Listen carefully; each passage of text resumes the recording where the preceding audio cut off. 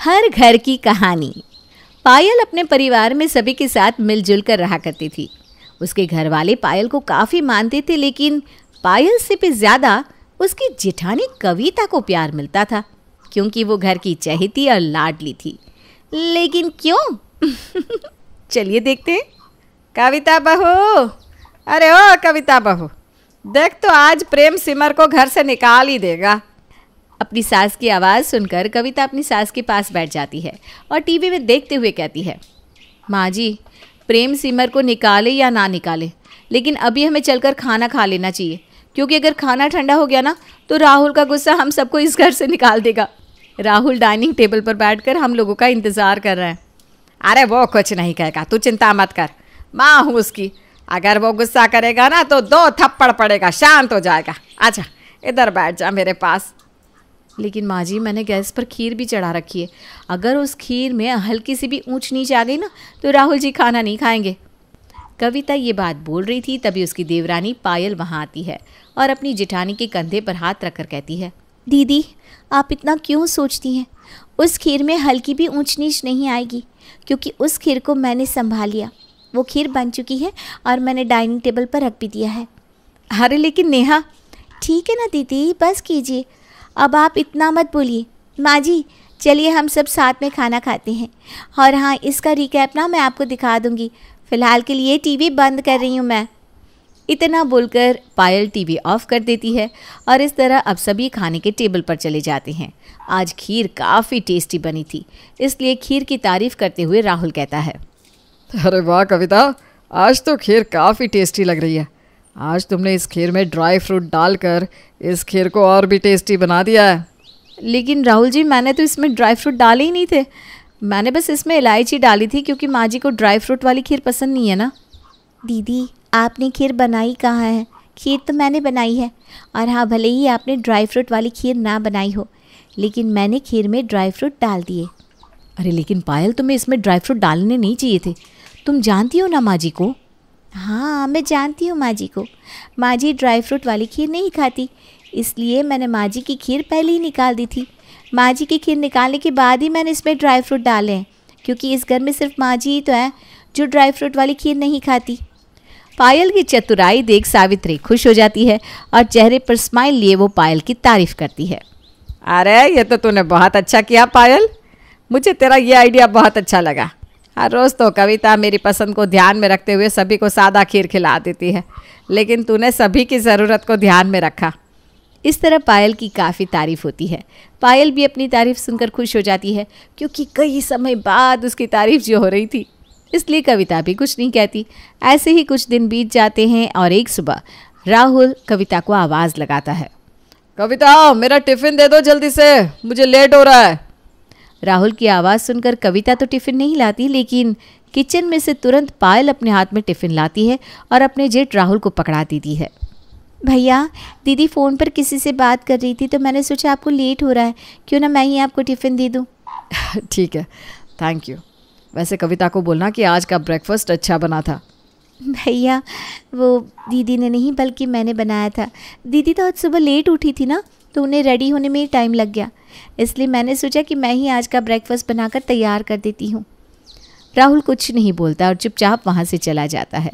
दोपहर में सावित्री अपनी बहू कविता को आवाज़ लगाती है, कविता बहू, कविता बहू कहाँ है? अरे दोपहर हो रही है, दोपहर का खाना बना है कि नहीं?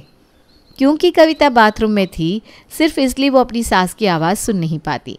और तभी पायल अपने हाथ में खाने की प्लेट लिए अपनी सास के पास आती है और सास को खाना देते हुए कहती है, मम्मी जी मुझे नहीं पता कि दीदी कहाँ गई है, लेकिन आप इतनी देर से आवाज़ लगा रही थी तो सोचा क्यों ना मैं ही आपके लिए खाना ले आऊँ। बहू वो सब तो ठीक है, लेकिन तू तो जानती है ना, हम लोग कभी भी अकेले अकेले खाना नहीं खाते।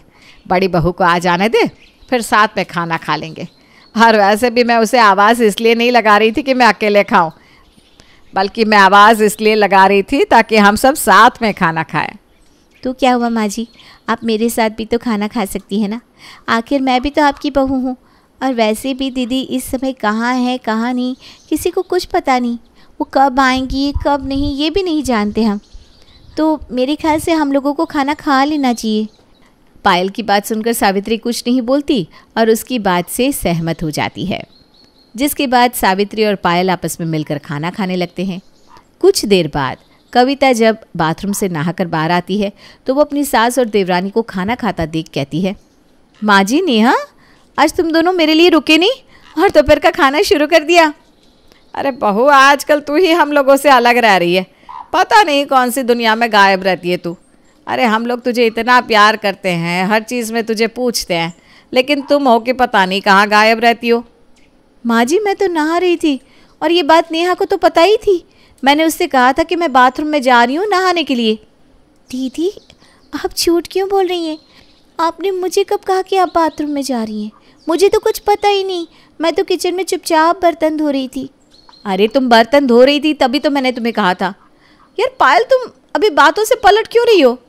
बस करो कविता बहू, बहुत हो गया। इस घर में कभी भी लड़ाई झगड़े की आवाज़ नहीं आई। मैं आगे भी नहीं चाहती कि इस घर में कभी लड़ाई हो, इसलिए तुम अपना मुंह बंद रखो। आज पहली बार सावित्री ने कविता को फटकार लगाई थी। बस इसलिए कविता भी कुछ नहीं बोलती और अपनी आंखों में आंसू लिए वहाँ से चली जाती है। देर शाम जब राहुल घर आता है तो वो देखता है घर में सब है सिवाय कविता के। ये देखकर राहुल अपनी माँ सावित्री से कहता है, माँ कविता कहीं दिखाई नहीं दे रही, आपको पता है वो कहाँ है? अरे होगी अपने कमरे में, किसी से बात कर रही होगी। वैसे भी उसका ध्यान आजकल अपने ससुराल वालों पर कम, बाहर की दुनिया पर ज़्यादा है। अपनी माँ की ऐसी बात सुनकर राहुल थोड़ा अचंभित होता है और वो अपने कमरे में जाता है, जहाँ वो देखता है कि कविता अपनी आंखों में आंसू लिए चुपचाप बैठी है। उसकी आंखों में आंसू देखकर राहुल उससे कहता है, कविता तुम यहाँ इस तरह अकेले क्यों बैठी हो? चलो सबके साथ बैठो। बस राहुल, अब मन नहीं है किसी के साथ बैठने का, क्योंकि अगर मैं किसी के साथ बैठती हूँ तो लोग मुझे कहते हैं मैं अपने परिवार वालों पर ध्यान नहीं दे रही हूँ। अरे ऐसा कुछ भी नहीं है कविता, हर समय हर इंसान किसी के लिए अवेलेबल नहीं हो सकता। राहुल की बात सुनकर कविता की आंखों से आंसू गिर जाते हैं, जिसके बाद कविता सभी के साथ बैठने के लिए बाहर आती है। लेकिन वो देखती है कि कोई भी उससे ठीक से बात नहीं कर रहा और सभी लोग नेहा से बातचीत कर रहे हैं। ये देख कविता को बुरा तो लगता है, लेकिन वो उन बातों को इग्नोर करती है। पर कविता का उतरा हुआ चेहरा देखकर राहुल समझ जाता है कि कहीं ना कहीं कुछ न कुछ तो गड़बड़ है। आखिर जो लड़की इस घर के माहौल में जल्दी घुल मिल नहीं पा रही थी, आज वो सबके साथ है, और जिसने इस घर को हमेशा बना के रखा, संजो कर रखा, आज वही सबसे दूर है। आखिर इन सब के पीछे बात क्या है, मुझे पता लगाना होगा। इतना बोलकर राहुल अपने कमरे में चला जाता है। देखते ही देखते 2 दिन गुजर जाते हैं और इन गुजरे हुए 2 दिन में राहुल पायल पर नज़र रखता है। और ऐसे ही एक दिन राहुल पायल के कमरे के बाहर से गुजर रहा था, जहां वो पायल को बात करते हुए सुनता है। मैंने काफ़ी हद तक इस घर में अपनी जगह बना ली है। आप बस एक बार माँ जी के मन में दीदी के लिए नफ़रत पैदा कर दो। इसके बाद इस घर पर सिर्फ और सिर्फ मेरा राज होगा। फिर हर इंसान मुझे पूछेगा। पायल ये बात बोल रही थी कि तभी राहुल उसके पीछे जाकर खड़ा हो जाता है और जैसे ही पायल पीछे पलटती है, राहुल को देखकर डर जाती है। भैया आप यहाँ क्या कर रहे हैं? पायल देखो, मैंने सब कुछ सुन लिया है, इसलिए तुम मुझसे झूठ बोलने की भूल बिल्कुल भी मत करना। सच सच बताओ, आखिर तुम ऐसा क्यों कर रही हो? क्यों कविता की इमेज घर वालों के सामने डाउन कर रही हो? आखिर वजह क्या है ऐसा करने की? मैंने किसी की कोई इमेज डाउन नहीं करी और ना ही मैं किसी का क्रेडिट ले रही हूँ। देखो पायल, मुझे सब पता है तुम क्या कर रही हो और क्या करने वाली हो। अगर तुम चाहती हो कि मैं किसी को कुछ ना बताऊं, तो तुम मुझे खुद ब खुद सारा सच बता दो। नहीं तो अगर ये बात माँ तक पहुँची तो तुम अच्छे से जानती हो कि माँ तुम्हारा क्या करेगी। बड़ी मुश्किल से तुम उनकी नज़रों में अच्छी बन रही हो ना, कविता को बुरा ठहरा कर। ज़रा सोचो, जब उन्हें पता चलेगा कि तुम जानबूझकर ऐसा कर रही हो तो उन्हें कैसा लगेगा? राहुल की बात सुनकर पायल अब उसको सच बताने पर मजबूर हो जाती है और रोते हुए सारा सच बता देती है। हाँ, मैंने जानबूझकर दीदी की इमेज माँ जी के सामने गिराई। जानबूझकर मैं दीदी का क्रेडिट लेती थी। काम दीदी करती, क्रेडिट मैं ले जाती, क्योंकि मुझ पर किसी का ध्यान ही नहीं था। मैं सबके लिए चाहे कितना ही कुछ क्यों ना कर लूँ, लेकिन फिर भी सब दीदी को ही पूछते थे। आखिर क्यों? क्या मैं इस घर की बहू नहीं हूँ? तुम इस घर की बहू हो पायल, लेकिन सोचो अगर तुम्हारी जगह कविता होती है और जैसा तुमने कविता के साथ किया है वैसा वो तुम्हारे साथ करती, तो तुम्हें कैसा लगता है? कभी सोचा है? जिस कविता ने इस घर को हमेशा जोड़ कर रखा, आज उसके ऊपर ये इल्ज़ाम लग रहा है कि वो इस घर का ख्याल नहीं रखती। अगर तुम्हारे ऊपर ऐसा इल्ज़ाम लगाया जाए तो तुम क्या करोगी? क्या तुम्हारा यहाँ इस घर में रहने का मन करेगा? नहीं ना। अरे तुम्हें लोग नोटिस नहीं करते, तुम पर घर वाले ध्यान नहीं देते, तब तुम्हें इतना बुरा लगता है। और तुमने इतना बड़ा कदम उठा लिया, तो सोचो उस औरत पर क्या बीत रही होगी जिसने तुम्हें अपनी छोटी बहन समझा। अरे वो तो तुम्हें अपनी बहन समझती है, उसे कितना बुरा लगेगा जब उसे ये बात पता चलेगी कि उसकी छोटी बहन ने उसको हर किसी के सामने बुरा बनाया है। राहुल की बात सुनकर पायल की नज़रें शर्म से झुक जाती है और वो राहुल से माफ़ी मांगती है। भैया आप सही कह रहे हैं, मैं ही गलत हूँ। हो सके तो मुझे माफ़ कर दीजिए। मैं आगे से ऐसी गलती नहीं करूँगी जिससे कविता दीदी बुरी बने। लेकिन मैं आपसे एक विनती करती हूँ, मेरी इस बात को कभी किसी के सामने मत लाना। पायल राहुल से वादा करती है कि आगे से वो कविता का क्रेडिट नहीं लेगी और बदले में राहुल भी पायल को वादा कर देता है कि वो भी उसकी इस बात को किसी को नहीं बताएगा। और होता भी कुछ ऐसा ही है। पायल अब सुधर जाती है, जिसके बाद एक बार फिर उसका घर पहले की तरह हो जाता है। अनुराग बहुत सुलझा हुआ लड़का है। उसकी 3 छोटी बहनें हैं, नमिता, काव्या और सौम्या। अनुराग के माता पिता नहीं हैं, इसलिए उसने अपनी बहनों को माता पिता की तरह पाला है और उनकी हर ख्वाहिश पूरी की है। एक दिन नमिता अनुराग से कहती है, भैया आप शादी कर लो, आप हम सबसे बड़े हो, आपकी शादी पहले होनी चाहिए। नहीं, पहले मैं तुम्हारी और काव्या की शादी करूंगा, उसके बाद मैं अपनी शादी के बारे में सोचूंगा। और अभी तो सौम्या को भी पढ़ाना लिखाना है, उसे डॉक्टर बनाना है। भैया आप कभी भी अपने बारे में नहीं सोचते, हमेशा हमारी फिक्र लगी रहती है आपको। अब तुम मेरा बातों से ही पेट भर दोगी या कुछ खाने को भी दोगी? दुकान पर जाना है, चलो देर हो रही है मुझे। आप और आपकी दुकान, बैठकर 2 घड़ी बात भी नहीं करती। नमिता अनुराग को नाश्ता दे देती है और अनुराग अपनी दुकान पर चला जाता है। अनुराग ने बहुत मेहनत करके दुकान और घर खरीदा है। इसी दुकान से तो अनुराग का घर चलता है। एक दिन अनुराग के चाचा उसके पास आते हैं। और कहो बेटा अनुराग, कैसे हो? तुम्हारी 3 बहनें कैसी हैं? सब ठीक है चाचा जी, बस नमिता की शादी करने की सोच रहा हूँ। आपकी नज़र में कोई अच्छा लड़का हो तो बताना। अच्छा हुआ जो तूने मुझे पहले ही ये बात बता दी। अब कल ही किशोरी लाल जी मिले थे, वो भी अपने लड़के के लिए अच्छी और संस्कारी लड़की ढूंढ रहे हैं। अगर तुम कहो तो बात करूं? हाँ हाँ चाचा जी, बात कर लो आप और जल्दी से ये रिश्ता पक्का करवाओ।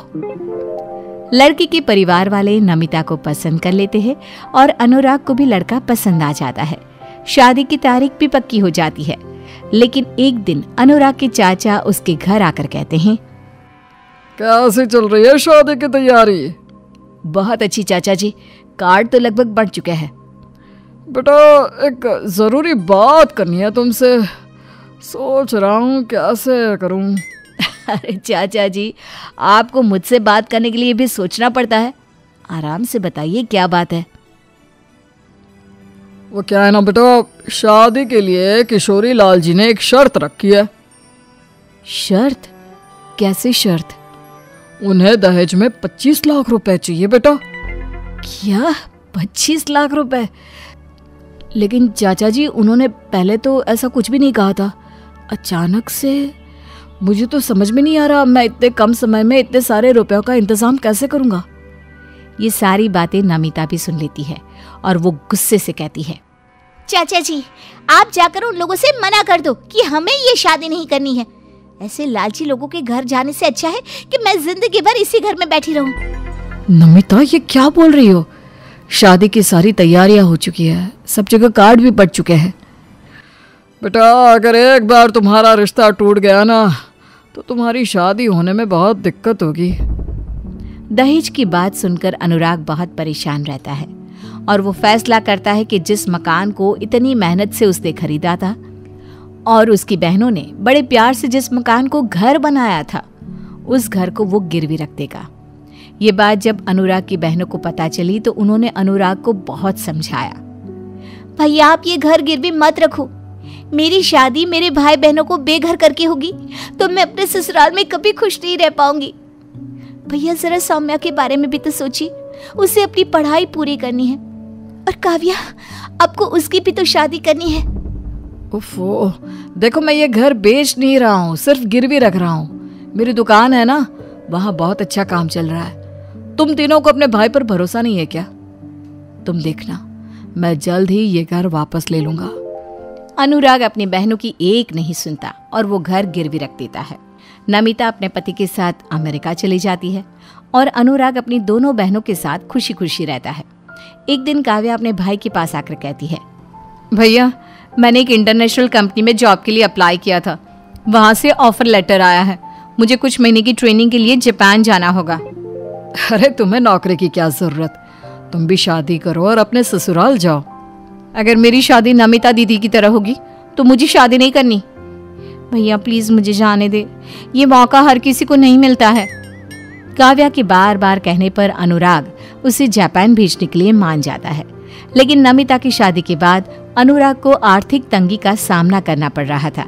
ऐसे में काव्या के जापान जाने का खर्चा वो कैसे उठाता, इसलिए वो काव्या को बिना बताए अपना गिरवी पड़ा घर बेच देता है। काव्या, मैंने तुम्हारी जापान जाने की टिकट बुक करा दी है और ये लो कुछ रुपए तुम्हारे काम आएंगे। अगर तुम्हें और किसी चीज की जरूरत हो तो बता देना। इस तरह काव्या जापान चली जाती है। काव्या के जाने के बाद सौम्या और अनुराग किराए के घर में रहने लगते हैं। सौम्या अपने भाई की हालत देखकर बहुत दुखी होती है। वो अपनी पढ़ाई के लिए अपने भाई से कुछ नहीं मांगती थी, लेकिन अनुराग उसे डॉक्टर बनाना चाहता था, इसलिए अनुराग सौम्या को पढ़ने के लिए अमेरिका भेजना चाहता था। सौम्या, कुछ सोचा है तुमने? अपनी डॉक्टरी की पढ़ाई करने अमेरिका कब जा रही हो? भैया मैं आपको छोड़कर कहीं नहीं जाऊंगी, और आपको पता है ना डॉक्टर बनने के लिए कितना पैसा लगता है, वो कहाँ से आएगा? अरे पगली, तू पैसों की चिंता मत कर, मुझे जो करना पड़े मैं वो करूंगा, लेकिन तुम्हें एक बहुत बड़ा डॉक्टर बना कर रहूंगा। और अमेरिका में तुम्हें किसी बात की चिंता करने की जरूरत नहीं है, नमिता तो है ही वहां तुम्हारा ख्याल रखने के लिए। नहीं भैया, मैं कहीं नहीं जाऊंगी, समझिए आप, मैं आपके साथ ही रहूंगी। मुझे कोई डॉक्टर वॉक्टर नहीं बनना। तुम्हें पता है सौम्या, मम्मी पापा मुझे डॉक्टर बनाना चाहते थे, लेकिन उनके जाने के बाद मैं तुम तीनों बहनों को संभालने में लग गया, इसलिए मैं पढ़ाई नहीं कर पाया। मैं चाहता हूं कि मम्मी पापा का ये सपना तुम पूरा करो, ताकि मरने के बाद मैं अपने मम्मी पापा से शान से कह सकूं कि मैंने उनका हर सपना पूरा किया। ये कहते हुए अनुराग की आंखें भर आई। सौम्या ने अपने भाई को पहली बार रोते हुए देखा था। अब सौम्या अमेरिका जाने के लिए तैयार हो गई। अनुराग ने सौम्या को आगे पढ़ाने के लिए अपनी दुकान भी बेच दी और उसका एडमिशन एक बहुत बड़े कॉलेज में हो गया। सौम्या, अच्छी तरह से मन लगाकर पढ़ाई करना। हाँ हाँ भैया, आप अपना ख्याल रखना। अब सौम्या भी अपने भाई को अकेला छोड़कर अमेरिका चली गई और उसके जाने के बाद अनुराग की आर्थिक स्थिति और भी ज्यादा खराब हो गई। वो मेहनत मजदूरी करके बहुत मुश्किल से 2 रोटी का इंतजाम कर पाता था। किराया समय से ना देने पर उसके मकान मालिक ने मकान खाली करवा दिया। अब वो फुटपाथ पर रहने लगा। उसकी बहनें उसे फोन करने की बहुत कोशिश करती, लेकिन फोन में बैलेंस ना होने की वजह से उसका फोन भी नहीं मिल पाता था। तीनों बहनें अपने भाई के बारे में ही सोचती रहती। भैया, मेरी वजह से आपको बेघर होना पड़ा, उसके लिए मैं अपने आप को कभी माफ नहीं कर पाऊंगी। भैया, मुझे आपकी बहुत याद आती है। जैसे ही मेरी ट्रेनिंग खत्म होगी मैं आपके पास आ जाऊंगी। भैया, मैंने आपको कई बार कॉल किया, लेकिन आपका फोन बंद आता है। मैं आपका सपना जरूर पूरा करूंगी भैया। इस तरह समय बीतता गया। एक दिन अनुराग को बाजार में बहुत सारी राखियां दिखाई दी। हद सारी दुकानों पर राखियां हैं। लगता है रक्षाबंधन का त्योहार आने वाला है।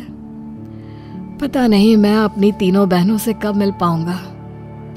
वो ये सब सोच ही रहा था कि तभी उसका चाचा उसे मिल गया। अरे अनुराग, तुम यहाँ क्या कर रहे हो बेटा? मैंने सुना तुमने घर और दुकान दोनों बेच दिया। हाँ चाचा जी, नमिता की शादी करवाई और सौम्या और काव्या को आगे पढ़ाने के लिए पैसों की जरूरत थी। अब राखी आने वाली है तो बहनों की याद आ गई।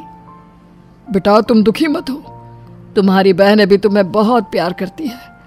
लोग राखी का त्योहार मनाते हैं और तुम भाई बहन संस्कार और रिश्ते निभाते हो, ऊपर वाला तुम्हारी सारी परेशानी दूर कर देगा। ये कहकर अनुराग के चाचा वहां से चले जाते हैं। अनुराग सड़क पर चल रहा होता है, तभी एक कार से उसे टक्कर लग जाती है। उसके सर से खून निकल आता है। कार में से एक लड़की निकलती है। वो लड़की कोई और नहीं बल्कि काव्या होती है। भैया आप कहाँ थे? कितना ढूंढा हमने आपको। चलो मेरे साथ घर चलो। काव्या अनुराग को घर ले जाती है। अनुराग वो घर देखकर बहुत हैरान होता है, क्योंकि वो वही घर था जो उसने नमिता की शादी के चलते बेच दिया था। अनुराग अंदर जाता है तो वहां नमिता और सौम्या पहले से ही मौजूद होती हैं। वो दोनों दौड़ कर आती हैं और अपने भाई के गले लग जाती हैं। इसके बाद सौम्या अपने भाई की पट्टी बांधती है। ये सब क्या है? ये घर तुमने कैसे लिया? और तुम तीनों इंडिया कब आई? ये घर हम तीनों बहनों ने मिलकर खरीद लिया है। सौम्या डॉक्टर बन गई है, काव्या एक बहुत बड़ी कंपनी में जॉब कर रही है, और आपने जो मेरी शादी में 25 लाख रुपए दिए थे ना, वो मेरे ससुराल वालों ने वापस कर दिए हैं। तो बस भैया, हमने मिलकर आपके लिए ये घर ले लिया, और हम वादा करते हैं कि आपकी उस दुकान से बहुत बड़ी और बहुत अच्छी दुकान खुलवा कर देंगे आपको। लेकिन उससे पहले आपको शादी करनी होगी। अब हम आपकी शादी करवा कर ही रहेंगे भैया। अपनी बहनों की बात सुनकर अनुराग आंखों में आंसू लिए कहता है, सच कहते हैं लोग, लड़कियां सच में लक्ष्मी का रूप होती हैं। तुम तीनों के जाने के बाद मेरे पास कुछ नहीं बचा था, और अब तुम्हारे आने के बाद मेरे घर में लक्ष्मी वापस आ गई, और खुशियां भी। उसके कुछ दिन बाद रक्षाबंधन का त्योहार आ गया और तीनों बहनों ने अपने प्यारे भाई के हाथ पर राखी बांधी। धीरे धीरे ही सही उनकी जिंदगी की गाड़ी पटरी पर आ ही गई।